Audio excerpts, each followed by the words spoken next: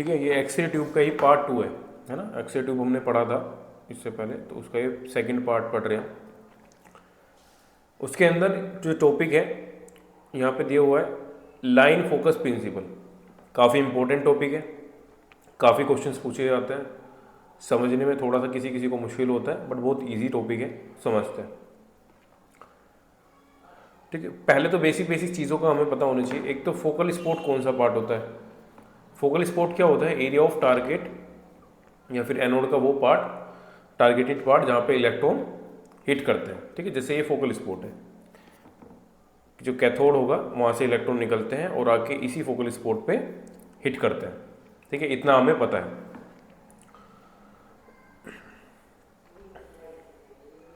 अच्छा, जब ये हीट करते हैं तो यहाँ से एक्सरेज निकलती हैं ना। अभी हम पूरे लाइन फोकस प्रिंसिपल को समझेंगे, उससे पहले बेसिक बेसिक चीज़ें हम कवर कर रहे हैं कि भाई मोस्टली जब एक्सरेज निकलती है एनोड से क्या निकलती है, एक्सरेज।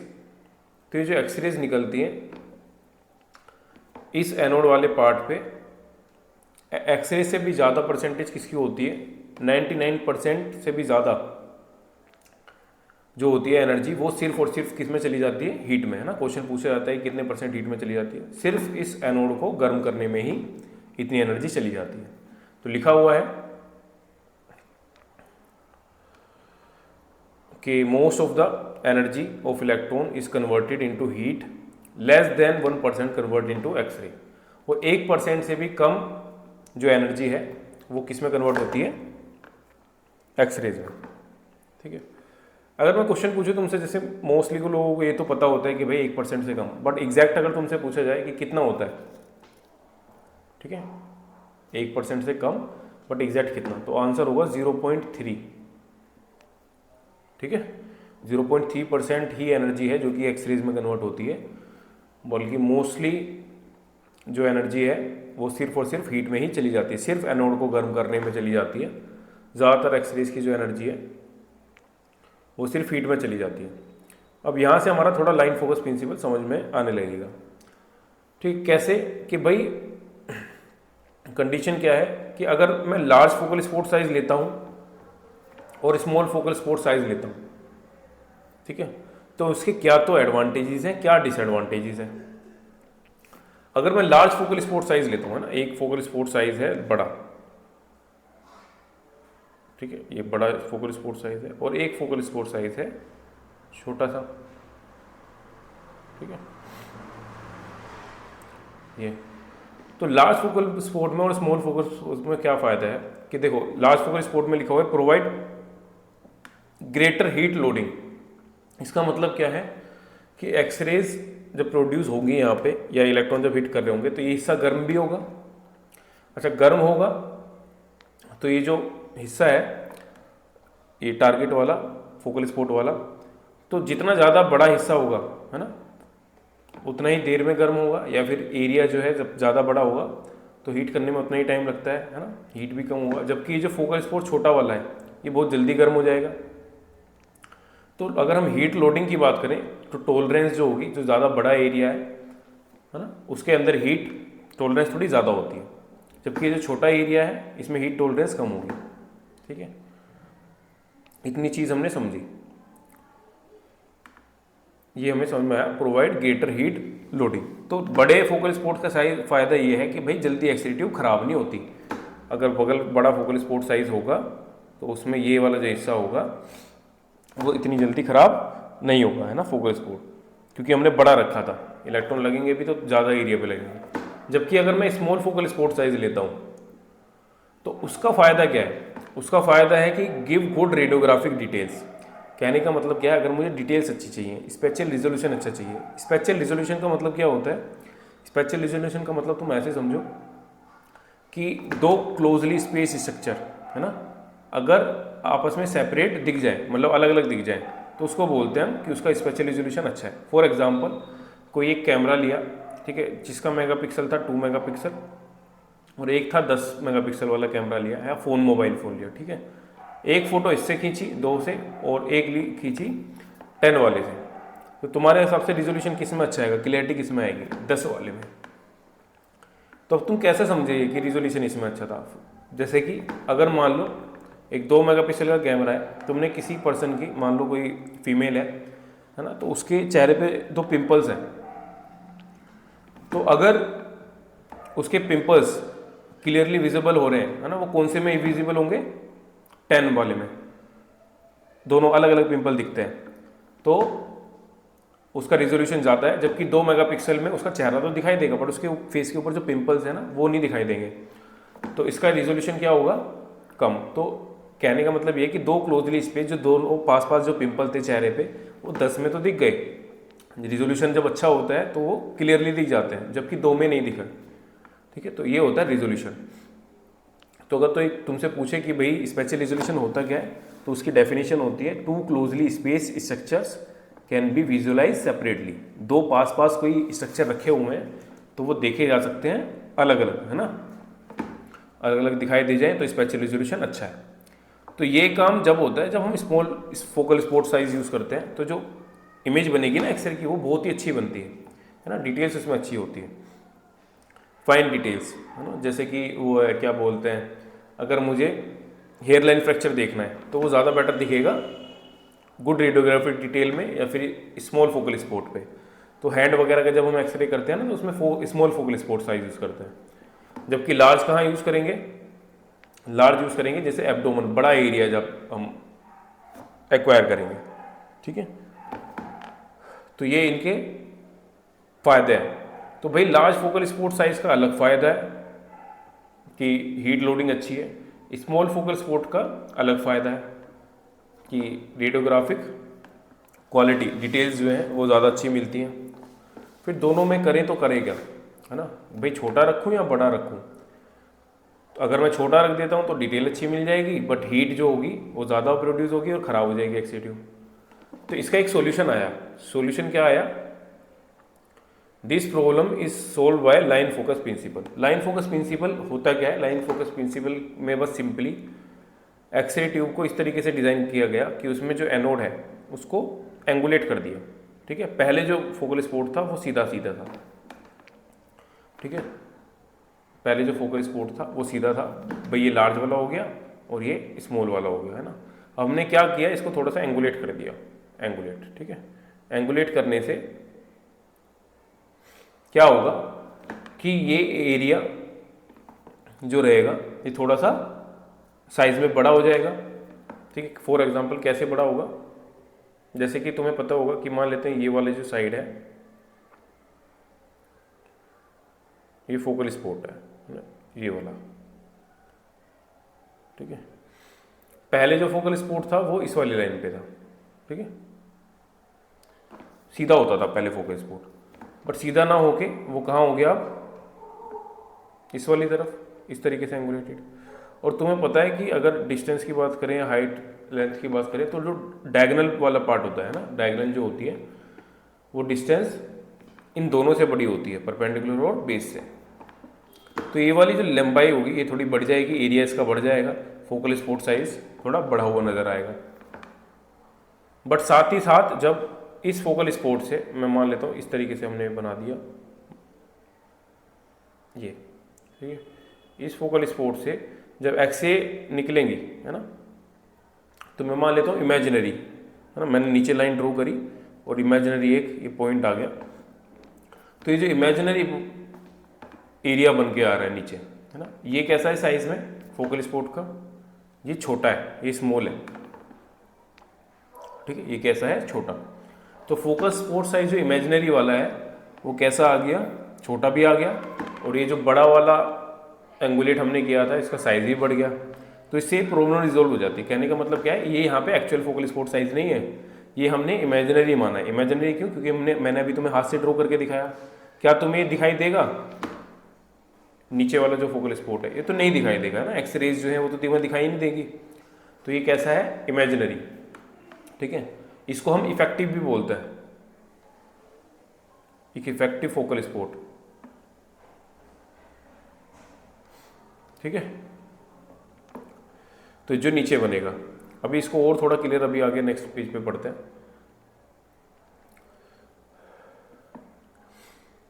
अच्छा, size and shape of focal spot is determined by, है ना, एक पॉइंट दिया हुआ है, साइज और जो शेप होती है फोकल स्पॉट की वो डिटरमाइन करी जाती है bye size and shape of electron beam.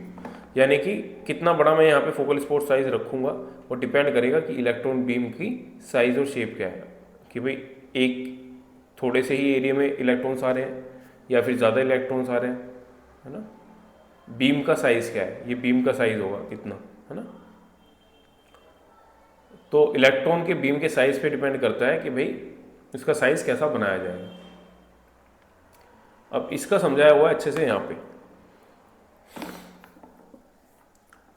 ये एनोड है, ये कैसा है, एक्चुअल फोकल स्पॉट साइज है ना, जो असलियत में फोकल स्पॉट बनाया जाता है। अगर मैं इमिड इमेजिनरी लाइन यहाँ से बनाऊँ और नीचे फोकल स्पॉट बनाऊँ तो इसको क्या बोलूँगा मैं, इफेक्टिव फोकल स्पॉट। यानी कि जो इमेज है ना, वो हमारी बेटर भी बन जाती है, क्वालिटी भी अच्छी हो जाती है और एंगुलेशन की वजह से वो थोड़ा एरिया भी बड़ा नज़र आएगा और हीट भी थोड़ी अच्छी डिसिपेट होगी।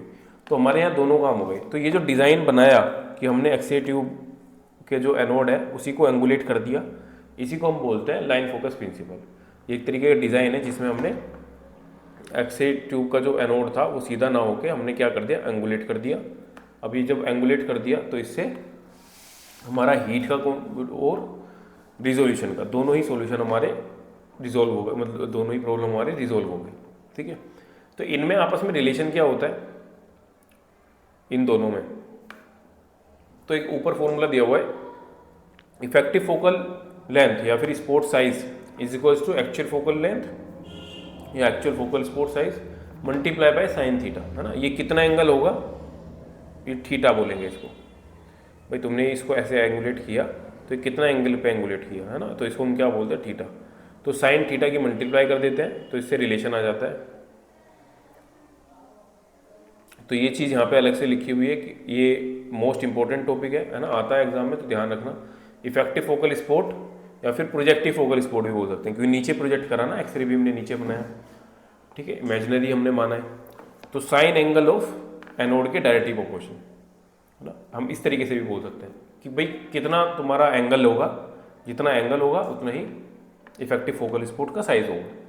तो ये डायरेक्टली प्रोपोर्शनल होता है। जैसे ही मैं इस डायरेक्टली प्रोपोर्शनल के साइन को हटाता हूँ तो ये एक्चुअल फोकल स्पॉट लेंथ आ जाती है ना। जब भी कभी भी ऐसा होता है कि हमने डायरेक्टली प्रोपोर्शनल का साइन हटाया तो उसको हटाने के बाद एक इक्वल टू आता है और एक कांस्टेंट वैल्यू आती है। तो कांस्टेंट जो कि चेंज नहीं होती, तो एक्चुअल फोकल स्पॉट चेंज नहीं होगा, है ना, ये वैल्यू आ गई और साथ में इक्वल आ गया। तो ये दोनों चीज़ें आपस में रिलेटेबल है, इनको ध्यान रखना है, एग्जाम में पूछते हैं। ये क्या बताया मैंने कि इफेक्टिव फोकल स्पॉट जो रहता है वो डायरेक्टली प्रोपोर्शनल होता है। डायरेक्टली प्रोपोर्शनल ये सब चीज़ें मैंने पिछले लेक्चर्स में बताई हुई है कि डायरेक्टली प्रोपोर्शनल का मतलब होता है कि अगर एंगल बढ़ेगा तो फिर इफेक्टिव फोकल स्पॉट साइज भी बढ़ेगा। अच्छा, तुमसे कोई पूछ ले कि एक्चुअल फोकल साइज बढ़ेगा या नहीं, तो आंसर होगा नहीं, है ना, उससे हमें कोई मतलब नहीं है, क्योंकि एक्चुअल फोकल स्पॉट साइज जो होगा वो तो फिक्स होगा।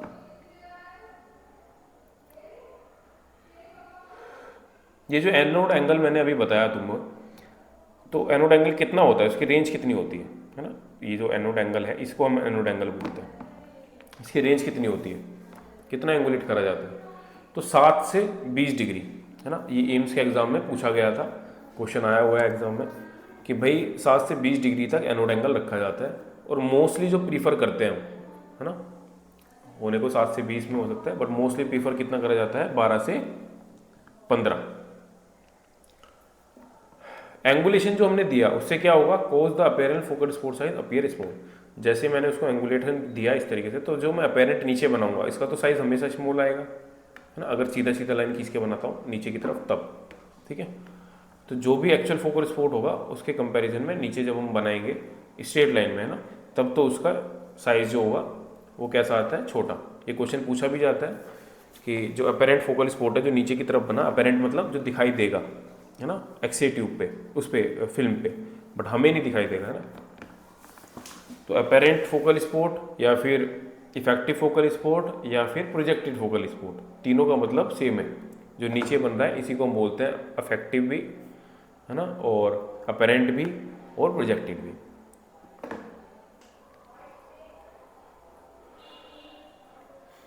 फोकल स्पॉट जो ज़्यादातर प्रीफर करते हैं ना, वो मतलब कॉमनली जो ज़्यादातर यूज़ करा जाता है वो कितना है, 0.3, 0.6, 1, 1.2 है ना, 0.1 भी होता है कहीं कहीं पे, और 2 mm तक भी जाता है ना। बट मोस्टली जो है वो यही प्रीफर करते हैं, कौन से, जो यहाँ पे मेंशन है, 0.3, 0.6, 1, 1.2। ठीक है। अगर हम फोकल स्पोर्ट साइज के वेरिएशन की बात करें तो भाई तुमने एक एनोड हील इफेक्ट पढ़ा होगा, है ना। हील इफेक्ट नहीं पढ़ा तो हम अभी पढ़ेंगे भी आगे। तो हील इफेक्ट बोलता है कि भाई एक्स-रे की इंटेंसिटी कैथोड की तरफ ज़्यादा होती है और एनोड की तरफ कम। तो ये हील इफेक्ट है, वो अलग टॉपिक है, अभी हम पढ़ रहे हैं फोकल स्पोर्ट साइज। बट यहाँ पे भी एक चीज़ देखने को मिलती है कि जब तुम इसको ड्रॉ करते हो, खुद से भी हाथ से ड्रॉ करके से देख सकते हो, नीचे जब मैं इसको बनाऊंगा तो इसका साइज़ छोटा आएगा। अगर मैं इसको एनोड की तरफ लेके जाता हूँ, है ना, बनाता हूँ, तो इसका साइज़ और छोटा हो जाएगा, है ना। खुद से भी जब तुम बना के देखोगे कोई चीज़ तो वो छोटी बनेगी। तो एनोड का जो इफेक्टिव वाले का, है ना, नीचे की तरफ, ऊपर वाला तो फिक्स है, ये तो चेंज नहीं होगा, बट ये हम खुद से ड्रॉ कर रहे हैं नीचे, तो ये अपेरेंट वाला होगा। तो अपेरेंट फोकल स्पोर्ट साइज भी चेंज होता है, कैथोड की तरफ ज़्यादा होता है और एनोड की तरफ कम।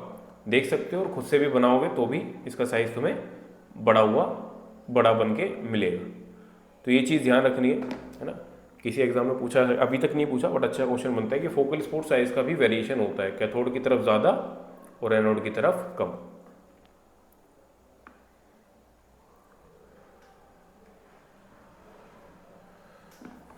अब आते हैं एनोड पे। एनोड जो था शुरुआत में स्टेशनरी एनोड था और अभी रोटेटिंग एनोड यूज होता है। दोनों में क्या है डिफरेंस है वो हम पढ़ते हैं। ठीक है। स्टेशनरी एनोड की अगर मैं बात करूं तो स्टेशनरी एनोड में एक स्मॉल प्लेट होगी टंगस्टन की। ठीक है, क्या होगी, स्मॉल प्लेट होगी टंगस्टन की, 2 मिलीमीटर थिकनेस होती है उसकी। एम्बेडेड का मतलब होता है धंसना, किसी चीज़ के अंदर जब किसी चीज़ को दबाया जाता है, गाड़ा जाता है ना, और धंसाया जाता है तो उसको हम बोलते हैं एम्बेडेड। तो किसके अंदर दबाया जाता है इसको, कॉपर के अंदर। तो 2 मिलीमीटर की थिकनेस है, यहाँ पे देख सकते हो, है ना, थिकनेस होगी 2 मिलीमीटर की। ठीक है, और इस 2 मिलीमीटर की थिकनेस को किसके अंदर दबाया जाता है, कॉपर के अंदर।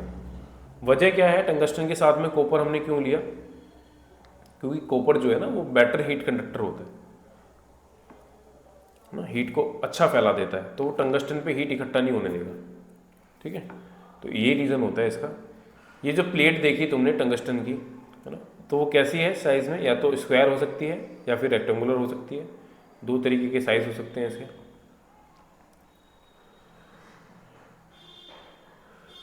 ये जो स्टेशनरी है, एम्स के एग्जाम में काफ़ी बार क्वेश्चन पूछा जाता है कि स्टेशनरी एक्स-रे ट्यूब यूज़ कहाँ पे होती है। तो सबसे ज़्यादा जो क्वेश्चन आता है वो आता है डेंटल एक्स-रे यूनिट के लिए। उसमें तुम्हें एक ऑप्शन मिलेगा डेंटल के अंदर हम स्टेशनरी एक्स-रे ट्यूब यूज़ करते हैं। ठीक है, उसमें स्टेशनरी एक्स-रे ट्यूब यूज़ करी जाती है। और कहाँ कहाँ पे यूज़ करी जाती है, लो आउटपुट एक्स-रे, जहाँ पे एक्सरेज का अमाउंट या फिर ओवरऑल आउटपुट थोड़ा कम चाहिए होता है, जैसे कि पोर्टेबल रेडियोग्राफी, है ना, या फिर मोबाइल फ्लोरोस्कोपी। मोबाइल भी क्या होगी, पोर्टेबल फ्लोरोस्कोपी। तो ये 2-3 जगह हैं जबकि जिसके अंदर हम यूज़ करते हैं। कौन कौन सी जगह, एक तो डेंटल में हम स्टेशनरी एक्स-रे ट्यूब यूज़ करते हैं, ठीक है, और मोबाइल, और साथ में मोबाइल फ्लोरोस्कोपी और मोबाइल एक्स-रे ट्यूब, इन जगह पे हम स्टेशनरी एनोड यूज़ करते हैं। ठीक है, ये क्वेश्चन काफ़ी बार पूछा जाता है। ठीक है, ये एग्जाम में आए हुए हैं, इसके एग्जाम में।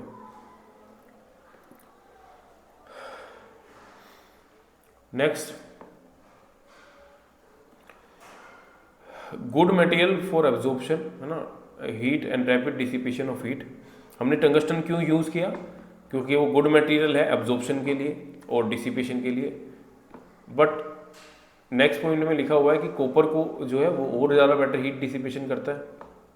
Copper is better conductor of heat than tungsten. तो इस वजह से हमने टंगस्टन के साथ में चारों तरफ क्या लगाया, कॉपर। ठीक है, ताकि वो हीट को फैला दे, एक जगह इकट्ठा ना हो। अगर हीट एक जगह इकट्ठा होगी तो एक्स-रे ट्यूब खराब हो जाएगी। नेक्स्ट आते हैं रोटेटिंग एनोड। रोटेटिंग एनोड पे देखने से पहले, है ना, पहले एक डायग्राम देखते हैं हम। इस तरीके की रोटेटिंग एनोड देखने को मिलेगी तुम्हें, कहीं मिलेगी तो। ठीक है, तो रोटेटिंग एनोड के कुछ पार्ट्स हैं यहाँ पे। इस तरफ दे रखा है फिलामेंट, इस तरफ कैथोड, ये रोटर है ROTOR, उधर स्टेटर है ऊपर, नीचे स्टेम, और ये है एनोड डिस्क। ठीक है, एनोड डिस्क के ऊपर ये वाला जो हिस्सा है ये होता है टारगेट। ठीक है, तो ये पार्ट्स हैं। पूछे जाते हैं कि भाई रोटेटिंग एनोड के क्या क्या पार्ट हैं, क्या क्या काम करते हैं, तो इनको ईजिली समझते हैं थोड़ा। देखो, एक न्यूमेरिक याद रख लेते हैं इसको समझने के लिए, है ना। न्यूमेरिक है don't take stress release stress, है ना। देखो इधर लिखा हुआ है, ठीक है, न्यूमेरिक है यानी कि trick, don't take stress release stress. तो इससे क्या है कि भाई स्ट्रेस लो मत और उसको रिलीज करते रहो, मेन फंडा ये है। तो इससे तुम याद रख सकते हो उसके पार्ट्स, जैसे डी से डोंट से डिस्क हो जाता है, रोटेटिंग एनोड के अंदर एक डिस्क अभी हमने देखी थी। टेक से टारगेट, स्ट्रेस से स्टेम, रिलीज से रोटर और स्ट्रेस से स्टेटर। ठीक है, ये कुछ पार्ट्स हैं, ठीक है, जो हम याद रख सकते हैं। ठीक है, एक बार वापस आते हैं।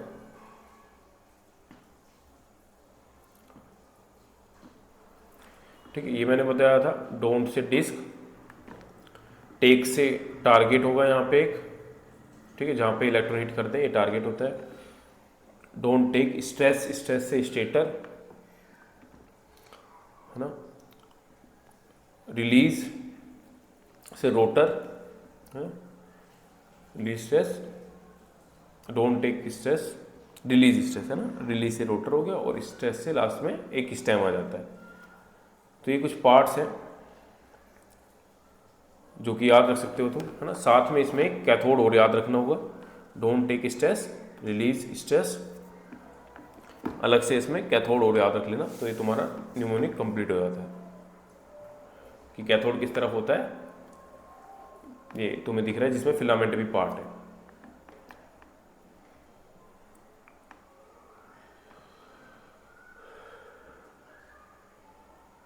ठीक है, हाँ, मतलब कैथोड तो उसका पार्ट हो गया ना हमारा, अलग पार्ट हो गया। सॉरी, हम एनोड का पढ़ रहे थे ना, तो एनोड के अंदर हम कैथोड नहीं याद रखेंगे, तो ये एनोड के पार्ट्स थे। ठीक है, तो एनोड के तो ठीक लिखे हुए हैं हमारे पास, don't take stress release stress, disc, target, stem, rotor और स्टेटर। ठीक है, तो एनोड का सब तुम्हें ये याद रख लेना, जो अलग से हम कैथोड के बारे में आगे पढ़ेंगे। ठीक है, अभी सिर्फ हम क्या पढ़ रहे हैं, हम रोटेटिंग एनोड पढ़ रहे हैं, है ना। हेडिंग क्या है, रोटेटिंग एनोड। तो पार्ट्स क्या क्या हैं इसके, anode disc, anode target, stress, rotor और स्टेटर, ये सारे एनोड के पार्ट हैं। ठीक है, कैथोड के बाद में पढ़ेंगे। अगर हम रोटेटिंग एनोड की बात करें कि भाई क्या ज़रूरत पड़ी इसको रोटेटिंग एनोड बनाने की, ठीक है, क्वेश्चन है कि क्या ही ज़रूरत पड़ी रोटेटिंग एनोड को बनाने की। स्टेशनरी एनोड भी तो ठीक था। तो रोटेटिंग एनोड से होता क्या है कि भाई मान लो ये रोटेटिंग एनोड वाला हिस्सा है, यहाँ पे ये टारगेट वाला हिस्सा है ना, यहाँ पे आके इलेक्ट्रॉन हिट होते हैं, तो ये वाला हिस्सा गर्म होता है। अगर ये डिस्क रोटेट हो रही होगी तो ये वाला हिस्सा थोड़ा आगे निकल जाएगा, है ना। और यहाँ पे नेक्स्ट जो हिस्सा आएगा, जो पार्ट आएगा, वो कैसा आएगा, वो कुछ ऐसा दिखाई देगा तुम्हें कि ये वाला हिस्सा आगे निकल गया गर्म वाला, और यहाँ पे एक फ्रेश एरिया आ गया।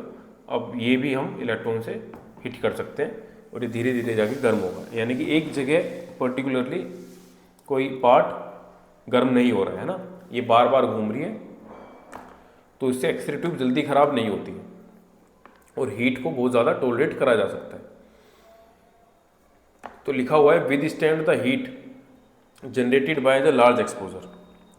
विद स्टैंड का मतलब कि बहुत ज़्यादा हीट पे भी ये खड़ी रहेगी, है ना, एक्सरे ट्यूब खराब नहीं होगी, ऐसा नहीं कि इसने दम तोड़ दिया। तो with stand the heat generated by the large exposure, अगर तुम ज़्यादा एक्सपोजर दे दो तब भी एक्सरे ट्यूब खराब नहीं होगी। क्यों? क्योंकि वो घूम रही है पूरी, है ना, डिस्क जो है, तो एक पर्टिकुलर एरिया अफेक्ट नहीं हो रहा है, धीरे धीरे वो गर्म होगा और चेंज होता रहेगा ना। Earlier rotation of the anode,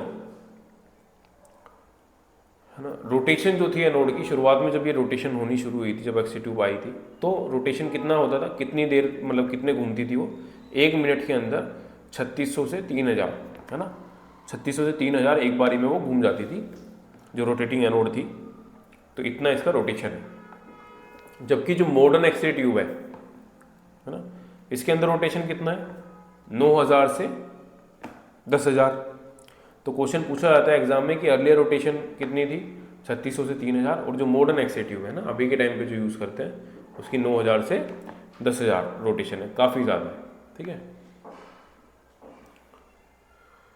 जो हमने पढ़ा था कि भाई एनोड टंगस्टन डिस्क है ना, एक तरीके से उसको क्या बनाया था, टंगस्टन की जो एनोड था उसको हमने कैसा बनाया था, एंगुलेटेड बनाया था लाइन फोकस प्रिंसिपल में। तो एंगुलेटेड बनाने को ही हम बेवल बोलते हैं। क्या बोलते हैं, बेवल। क्या बोला जाता है, बेवल।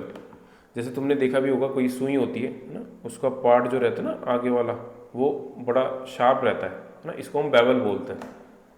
तो जब एंगुलेट कर दी जाती है, तो जो हमने लाइन फोकस प्रिंसिपल में देखा था कि भाई उसको एनोड को थोड़ा सा हमने क्या किया, इस तरीके से एंगुलेट बना दिया, तो इसको हम बेवल बोलते हैं। और कितना बनाया था, 7 से 20 डिग्री के करीब ज़्यादातर एक्स-रे ट्यूब के अंदर ये बनाया जाता है। तो सेम ही रेंज यहाँ पे भी है। पर्पस क्या है यहाँ पे, है ना, पर्पस है spread the heat produce during the exposure over a large area of anode, है ना। बेवल क्यों बनाया, ताकि ज़्यादा बड़े एरिया पे हीट जो है वो प्रोड्यूस हो, छोटे से एरिया पे नहीं। Total loading area increase but apparent focal spot size remain same. कहने का मतलब क्या, जब तुम इससे एंगुलेशन इस तरीके से कर देते हो तो ये तो एरिया बढ़ जाता है ना, बट जो इससे अपेरेंट वाला बनेगा उसका साइज छोटा रहेगा, नीचे की तरफ जो अपेरेंट वाला बनेगा। तो जो नीचे अपेरेंट वाला बनेगा तो उसकी वजह से क्या होगा, जो छोटे होने की वजह से इमेज क्वालिटी अच्छी होगी। ठीक है, ये सब हमने पॉइंट्स पढ़ लिए।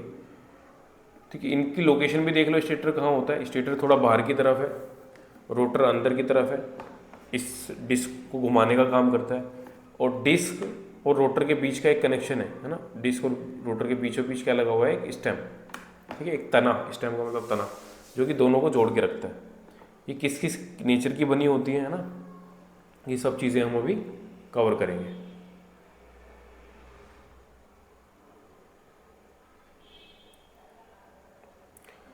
पहले आते हैं एनोड टारगेट पे। रोटेटिंग एनोड पढ़ रहे हैं फिलहाल हम। जो हमने स्टेशनरी पढ़ा था उसके अंदर क्या था कि उसके अंदर टंगस्टन होता था, बीचों बीच 2 mm की लेयर की थिकनेस थी, और उसके साइड में क्या होता था, कॉपर होता था। ठीक है, कॉपर हीट डिसिपेशन, और मेन जो टारगेट है वो हमारा टंगस्टन होता था। सेम अब यहाँ पे हम बात करते हैं जो एनोड का जो टारगेट है ना, जो डिस्क की शेप में होगा इस तरीके से, है ना। तो ये वाला जो हिस्सा होगा जो टारगेट होगा, ठीक है, इसको थोड़ा बेटर हम ऐसे मान लेते हैं, ऐसे इस तरीके से जब हम साइड से देखेंगे तो ये वाला हिस्सा टारगेट होगा। तो ये जो एनोड टारगेट बनाया जाता है 90% तो टंगस्टन होगा, रोटेटिंग एनोड की बात कर रहे हैं हम, और 10% उसमें रेनियम होता है। 90% tungsten and 10% will be rhenium. ठीक है, अच्छा एक बार इस सबको रिकॉल करते हैं। लाइन फोकस प्रिंसिपल के अंदर हमने क्या पढ़ा था, लाइन फोकस प्रिंसिपल में पढ़ा था कि भाई अगर हम एक्स-रे ट्यूब के अंदर एनोड एंगल दे देते हैं, एनोड को थोड़ा सा एंगुलेट कर देते हैं, तो उससे 2 प्रॉब्लम सोल्व हो जाती हैं कि भाई एरिया जो है वो भी ज़्यादा हो गया, हीट भी ज़्यादा टॉलरेट कर पाएगा, और साथ ही साथ इसके अंदर जो फोकल स्पॉट है वो भी छोटा मेंटेन रहेगा, है ना। इसके अंदर फिर एक हमने रिलेशन देखा था कि भाई इफेक्टिव फोकल स्पॉट साइज जो होता है वो डायरेक्टली प्रोपोर्शनल होता है एनोड एंगल के। ठीक है, यानी कि साइन थीटा। जब हम इक्वल का साइन हटाते हैं तो इफेक्टिव फोकल स्पॉट साइज जो होगा, है ना, वो इक्वल हो जाता है, मतलब ये प्रोपोर्शन का साइन हटाते हैं तो इक्वल हो जाएगा, और एक आ जाएगा एक्चुअल फोकल स्पॉट, है ना, एक्चुअल फोकल स्पॉट, ये इफेक्टिव फोकल स्पॉट होगा मल्टीप्लाई बाय एनोड एंगल। ये हमने देखा था। क्यों ये चीज़ कहाँ से आ गई, ये जब हम प्रोपोर्शनल वाले साइन को हटाते हैं तब आई। सेम चीज़ हमने पीछे भी लिखी हुई थी जब ये पढ़ा था। ठीक है, उसके बाद हमने कुछ पार्ट पढ़े एनोड के, कि एनोड के अंदर रोटेटिंग एनोड होती है और स्टेशनरी एनोड होती है। ये सब हमने बेसिक अभी ही पढ़े थे। तो अब आगे आते हैं स्टेम पे। स्टेम जो बीचों बीच हमने हिस्सा देखा था जो कि डिस्क थी, है ना, और जो इधर रोटर लगा हुआ था, रोटर लगा हुआ था, तो इसके इन दोनों के बीच वाला हिस्सा था ये स्टेम, है ना, ये वाला। तो ये किसका बना होता है, तो आंसर है किसका बना होगा, made up of molybdenum. Some disc use carbon graphite, कुछ जो डिस्क है उसमें कार्बन ग्रेफाइट भी यूज़ करा जाता है, बट मोस्टली के अंदर मोलिब्डेनम होगा, आंसर ध्यान रखना है। अच्छा, क्यों कार्बन ग्रेफाइट यूज़ करा जाता है, क्योंकि उसका थोड़ा वेट कम होता है। अच्छा, जिसका वेट कम होगा तो उसके अंदर इनर्शिया भी कम होगा। अब इनर्शिया का मतलब क्या होता है, तो मैंने सुना होगा जो चीज़ रेस्ट पे है वो रेस्ट पे रहना चाहती है, और जो चीज़ मोशन में है तो वो मोशन में रहना चाहता है, उसको हम इनर्शिया बोलते हैं। तो जिसका वजन कम होता है ना भाई, उसका इनर्शिया भी कम होता है। तो कार्बन ग्रेफाइट जो होगा उसमें एनर्जी कम लगती है इन कंपेरेटिव टू द मोलिब्डेनम, ठीक है। इस वजह से कहीं कहीं पे ग्रेफाइट को भी यूज़ कर लेते हैं। तो molybdenum behave as partial heat barrier because it is a poor conductor. Molybdenum जो है उसको क्यों यूज़ करा जाता है, या फिर कार्बन ग्रेफाइट को क्यों यूज़ करा जाता है, क्योंकि ये एक पार्शियल हीट बैरियर की तरीके से काम करता है ना। कहने का मतलब क्या है कि भाई जब ये हिस्सा गर्म होगा ये वाला, तो हीट निकलते निकलते यहाँ पे ही आएगी स्टेम पे ना, गर्म तो हो जाता है ना, ऐसा कोई भी पार्ट होता है तो हीट गर्म होके यहाँ तक पहुँचेगा, और रोटर तक भी को भी गर्म कर सकता है। तो हमें रोटर तक हीट ही नहीं पहुँचानी, क्योंकि रोटर अगर गर्म होगा तो जल्दी ख़राब हो जाएगा, रोटेशन का काम तो करता ही है। तो ऐसा हम क्या करें कि बीच में इसके और इसके बीच में हीट ट्रांसफ़र ना हो, तो हमने यहाँ पे क्या लगा दिया, स्टेम लगा दिया, जिससे कि हीट अब आगे ट्रांसफ़र नहीं होगी।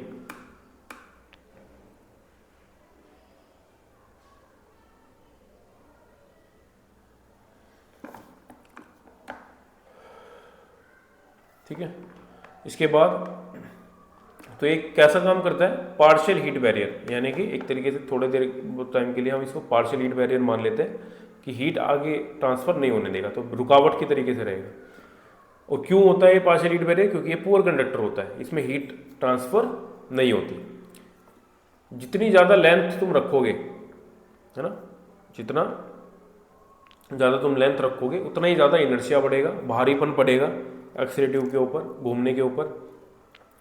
तो हम क्या करते हैं, डिज़ायरेबल है कि भाई स्टेम छोटे से छोटी होनी चाहिए, जितनी ज़्यादा छोटी होगी उतना ही ज़्यादा फास्टली रोटेट करेगी। तो ऐसा नहीं कि भाई हीट के बीच में ये बैरियर की तरीके से काम कर रहा है तो इसको बहुत लंबा कर दो, है ना, तो लंबाने भी नहीं कर सकते हैं, इसको बढ़ा भी नहीं सकते हैं, क्योंकि एक्सीलरेटिव के ऊपर वजन पड़ेगा, है ना, वो वेट में बढ़ जाएगी, रोटेशन उसका कम हो जाएगा। तो ये सब भी चीज़ें हमें देखनी होती है। तो लेंथ जो होनी चाहिए वो छोटी होनी चाहिए, क्योंकि लेंथ जहाँ तुम बढ़ाओगे तो उससे इनर्शिया बढ़ जाता है। ठीक है, थोड़ा फिजिक्स का पार्ट है।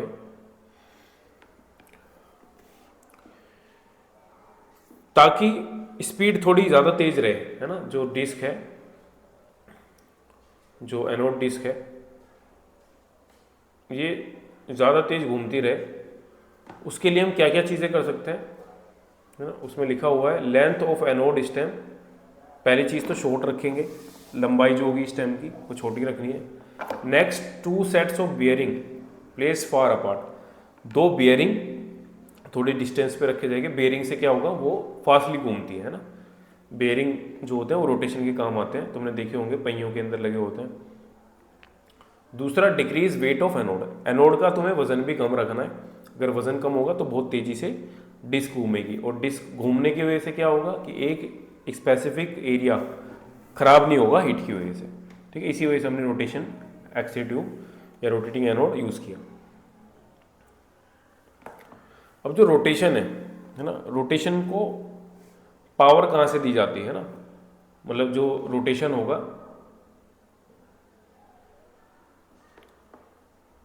किसका, डिस्क का, तो इसको पावर कहाँ से दी जाएगी। तो एक दो चीज़ें यहाँ पढ़ने वाली है, क्या, by magnetic field by stator coil, है ना, by magnetic field provided by आएगा, यहाँ पे लिखा हुआ है ना, provided by stator coil. Stator coil कहाँ थी, बाहर की तरफ थी, है ना, surrounding neck of the accelerative outside the envelope, envelope के जस्ट बाहर पे नेक वाले हिस्से पे एक्सीलरेटिव के वो प्रेजेंट थी। कौन, स्टेटर। तो स्टेटर कोइल होती किसकी, बनी किसकी होती है, नीचे लिखा हुआ है stator coil is made up of electromagnet.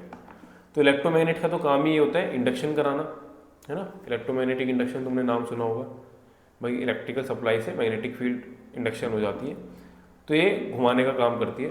अच्छा, किस पे इंडक्शन होता है? वो रोटर के ऊपर होता है ना। रोटर इंडक्शन का मतलब होता है प्रभाव पैदा करना। तो जो किनारे पे जो स्टेटर लगी हुई थी, ठीक है, इसी के जस्ट नीचे की तरफ रोटर था और यहाँ पे डिस्क थी इस तरीके से, ठीक है। तो ये इलेक्ट्रोमैग्नेट की बनी है, इलेक्ट्रोमैग्नेट की बनी है, ठीक है। और जबकि ये जो रोटर है ये किसका बना है? आयरन का प्लस कॉपर का। तो जो इलेक्ट्रोमैग्नेट है यहाँ पे इसके ऊपर इंडक्शन पैदा करेगी, है ना, प्रभाव डालती है और इसको घुमाने में मदद कराती है। तो रोटर जो है फिर वो घूमेगा और रोटर घूमने की वजह से डिस्क भी घूमती है, ठीक है। जो स्टेटर है वो किसका बना होता है? इलेक्ट्रोमैग्नेट बता दिया। रोटर किसका बना होता है? Soft iron plus copper. जो रोटर होता है जब हम उसको एक्टिवेट करते हैं, ठीक है, तो हीट जनरेशन की वजह से शुरुआत में जितना ज़्यादा तुम एक्टिवेट करोगे उसको, तो वो ट्यूब लाइफ को कम भी करता है। अब आते हैं फोकसिंग कप पे। फोकसिंग कप काफ़ी इंपॉर्टेंट पॉइंट है ना, काफ़ी बार पूछा जाता है एग्जाम में। तो अगर तुम एक्स-रे ट्यूब पे देखो, ये मान लेते हैं कैथोड है, कैथोड के सामने कनेक्शन है फिलामेंट का, फिलामेंट के ऊपर और नीचे की तरफ ये क्या लगा हुआ है? फोकसिंग कप, ठीक है, दिखाया हुआ है। तो फोकसिंग कप जो होता है, फोकसिंग कप क्या काम करता है? Focus electron towards focal spot. इसमें से जो इलेक्ट्रॉन निकलते हैं, जैसे मान लेते हैं ये कैथोड है, इसमें से इलेक्ट्रॉन निकले, तो अभी ये रिपल्शन की वजह से इधर उधर भी तो भाग सकते हैं, तो कुछ ना कुछ तो ऐसा करना पड़ेगा ताकि इलेक्ट्रॉन सीधे सीधे जाएं आगे। तो हम यहाँ पे क्या लगाते हैं? फोकसिंग कप लगाते हैं। क्या लगाते हैं? Focusing cup. अब ये फोकसिंग कप क्या काम करते हैं? ये जो इलेक्ट्रॉन इधर उधर जा रहे थे, ये सिर्फ और सिर्फ किधर जाएंगे? सामने की तरफ जाएंगे। तो क्वेश्चन ऐसा आता है कि भाई ऐसा क्यों हुआ कि ये सामने ही जाएंगे अब फोकसिंग कप लगाने की वजह से, है ना। ये दोनों जो हमारे फोकसिंग कप है, ये वाला और ये वाला जो फोकसिंग कप है, ऐसा क्या कर दिया इन्होंने? तो एक्चुअल में आंसर इसका ये है कि ये नेगेटिव चार्ज होता है। कैसा चार्ज होता है? Negative charge. और किसका बना होता है? निकल का। तो जब नेगेटिव चार्ज होगा तो इलेक्ट्रॉन जैसे इसके पास जा रहे होंगे ऊपर की तरफ, तो ये वापस से उसी पोजीशन पे इनको भेज देता है, क्योंकि रिपल्शन करा देगा नेगेटिव चार्ज, तो उसको वापस भगा देगा। तो इलेक्ट्रॉन ऊपर की तरफ जाएंगे ही नहीं, ये हमेशा आगे की तरफ ही मूव करेंगे, है ना। क्या समझाया मैंने कि इसकी ये जो फोकल स्पॉट होता है, सॉरी फोकसिंग कप जो होता है, इसी ये वाला है ना, इसके ऊपर कैसा चार्ज होता है? Negative charge. और नेगेटिव चार्ज होगा तो इसमें क्या होगा? ये इन इलेक्ट्रॉनों को नीचे ही रखेगा ना, रिपल्शन की वजह से। ऊपर जाना भी चाहेगा तो वापस नीचे भेज देगा। तो ये हमेशा सामने की तरफ ही मूव करेंगे, ऊपर की तरफ जाएंगे ही नहीं, ठीक है।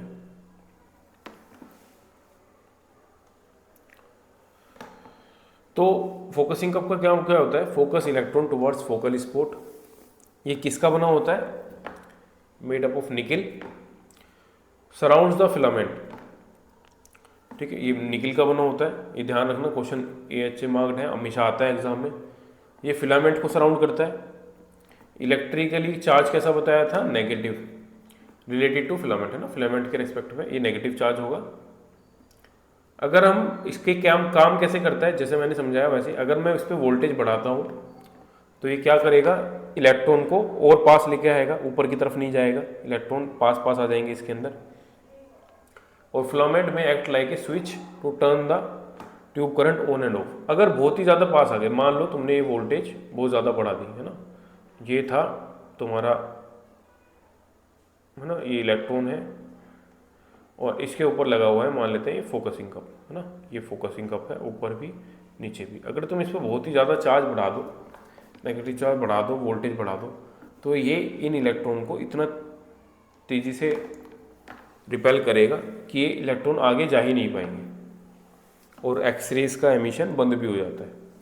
तो किसी किसी जगह पे हम इस फोकसिंग कप को एज अ स्विच भी यूज़ करते हैं ना, जहाँ पे हमें करंट, ट्यूब करंट ऑन और ऑफ करना होता है, तो ये फोकसिंग कप भी ये काम कर सकता है, क्योंकि इसके ऊपर चार्ज है।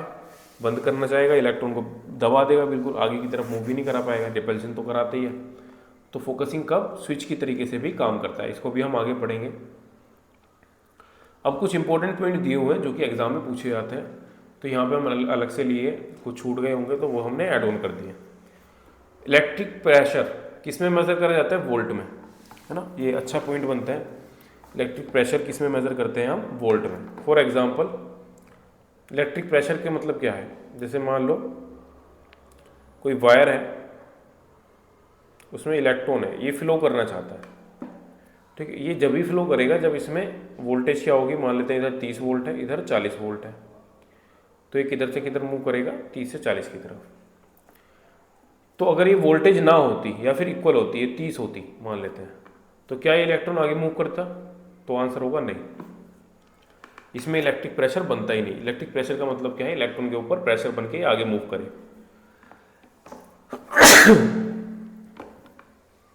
तो फिर ये इलेक्ट्रिक प्रेशर वोल्ट में कैसे मेजर करा जा रहा है, क्यों, क्योंकि भाई वोल्ट ही तो इसको डिसाइड कर रहा है ना। कैसे डिसाइड कर रहा है, जब हम यहाँ पे इलेक्ट्रॉन रखे, हमने 30 और इधर 40 रखा, तो यहाँ पे वोल्टेज से लो वोल्टेज से हाई वोल्टेज की तरफ इलेक्ट्रॉन फ्लो करता है। अगर ये वोल्टेज ही हम नहीं रखते यहाँ पे, तो इलेक्ट्रॉन फ्लो ही नहीं कर पाता। तो नॉर्मल प्रेशर तो भाई उसकी यूनिट तो mmOf Hg है ना, एटमॉस्फेरिक प्रेशर, गोज, ये सब होती है। बट अगर उसने इलेक्ट्रिक प्रेशर दिया है ना, ये जो इलेक्ट्रॉन के ऊपर प्रेशर लगेगा जिससे आगे बढ़ेगा, अगर उसने क्वेश्चन में क्या दिया है, इलेक्ट्रिक प्रेशर, तो ध्यान रखना वो क्या पूछना चाह रहा है, वोल्टेज, क्योंकि वोल्टेज की वजह से ही वो आगे बढ़ रहा है, ठीक है। अगर वो नॉर्मल प्रेशर देता तो उसकी यूनिट वोल्ट नहीं होती, उसकी यूनिट क्या हो जाती, mmOf milligram millimetre of Hg mercury, ठीक है। एटमॉस्फेरिक प्रेशर होता है, गोज होता है, ये सब प्रेशर की यूनिट होती है ना, अगर वो नॉर्मल प्रेशर पूछता। बट उसने क्या पूछा, इलेक्ट्रिक प्रेशर, यानी कि इलेक्ट्रॉन को आगे मूव करने में जो प्रेशर लगता है वो वोल्टेज से लगता है। जितना ज़्यादा वोल्टेज होगा उतनी ज़्यादा वो इलेक्ट्रॉन तेजी से मूव करेगा। All electromagnetic radiation have same velocity, कितनी होती है same velocity, 3 × 10⁸ metre per second, but may vary differ with wavelength और फ्रीक्वेंसी, बट उनकी वेवलेंथ और फ्रीक्वेंसी अलग अलग हो सकती है, ठीक है। In modern x-ray tube a vacuum is maintained equal to 10⁻³ millimetre of Hg। अगर हम मॉडर्न एक्स-रे ट्यूब की बात करें, ये क्वेश्चन आ चुका है, इंपॉर्टेंट है, पूछा जाता है कि मॉडर्न एक्स-रे ट्यूब के अंदर जो वैक्यूम बनाई जाती है, भाई एक्स-रे ट्यूब के अंदर अब गैस नहीं होती है ना, जो एक्स-रे ट्यूब होती है इसके अंदर अब गैस मॉलिक्यूल्स नहीं होते हैं ना, अब वैक्यूम होता है इसके अंदर हमेशा, ठीक है। क्या होता है, वैक्यूम होता है, इधर एनोड होगा, इधर कैथोड होगा और बीच में वैक्यूम होगी। तो जो वैक्यूम होगी इसका प्रेशर कितना होगा, ठीक है, तो आंसर क्या होगा हमारा 10⁻³ मिलीमीटर ऑफ मरकरी, है ना, ये है प्रेशर की यूनिट। वैक्यूम का प्रेशर पूछा है, Hg का मतलब होता है मरकरी, है ना, उसका सिंबल है, मतलब लिखा होता है Hg। इंडक्शन मोटर जो होती है, इंडक्शन मोटर किसको बोलते हैं, रोटेटिंग एनोड को ही हम क्या बोलते हैं, इंडक्शन मोटर बोलते हैं, क्योंकि वो रोटेट किससे हो रही है, इंडक्शन से, इलेक्ट्रोमैग्नेटिक इंडक्शन से रोटेट होती है, तो हम उसको रोटेटिंग एनोड बोल देते हैं, ठीक है। सॉफ्ट एक्स-रे ट्यूब वोल्टेज जो होगी उसकी वोल्टेज कितनी होती है सॉफ्ट एक्स-रेज की, 20 से लेके 60, ठीक है। इंडक्शन मोटर का कहने का मतलब यहाँ पे है कि इंडक्शन मोटर जो है, रोटेटिंग एनोड है, वो एक तरीके से इंडक्शन मोटर के प्रिंसिपल पे ही काम करती है। बाहर इलेक्ट्रोमैग्नेट है, उससे प्रभाव पड़ के रोटेटिंग एनोड घूमती है, रोटेशन होता है उसके अंदर। सॉफ्ट एक्सरेज नाम से समझ में आ रहा है, कम एनर्जी होगी तो वोल्टेज भी कम होगी, 20 से 60 वाले को हम सॉफ्ट एक्सरे बोलते हैं। हार्ड एक्सरे ट्यूब 150 से 400, अगर very hard x-ray tube voltage होगी तो उसकी 400 से 3000, ठीक है, की हुई। क्वेश्चन आया था एम्स में कि भाई डायग्नोस्टिक एक्सरे ट्यूब में वोल्टेज कितनी होती है, ठीक है। डायग्नोस्टिक एक्सरे ट्यूब में खुद से सोचो, ज़्यादातर जो डायग्नोस्टिक एक्सरे ट्यूब है उनके अंदर मोस्टली 50 से लेकर 150 kV तक यूज़ करते हैं, ठीक है। नेक्स्ट सैचुरेशन वोल्टेज पढ़ने से पहले अभी हम रिवाइज कर लेते हैं कि भाई इसमें अभी पार्ट्स पे रिकॉल कर लेते हैं। जो टंगस्टन वो था, क्या बोलते हैं, टारगेट था, ठीक है, वो किस मटेरियल का बना हुआ था? 90% टंगस्टन प्लस 10% रेनियम, ठीक है, ये था। जो रोटर था वो किसका बना हुआ था? Rotor soft iron plus copper का, ठीक है। जो स्टेटर था वो किसका था बना हुआ था? स्टेटर बना हुआ था किसका? इलेक्ट्रोमैग्नेट, है ना। किसका बना हुआ था? इलेक्ट्रोमैग्नेट, ठीक है, ये हमने देख लिया। और स्टेम या तो मोलिब्डेनम या फिर ग्रेफाइट, ठीक है। ये कुछ चीज़ें थी जो हमें रिवाइज करनी थी। इसके आगे हम नेक्स्ट लेक्चर में पढ़ेंगे क्या, इसका सैचुरेशन वोल्टेज वगैरह के बारे में पढ़ेंगे, उसको कंटिन्यू करेंगे, है ना। वो अच्छे से समझना क्योंकि उसमें बेसिक्स बहुत क्लियर की हुई हैं, ठीक है भाई। बाकी नेक्स्ट लेक्चर में कवर करते हैं इसका थर्ड पार्ट में।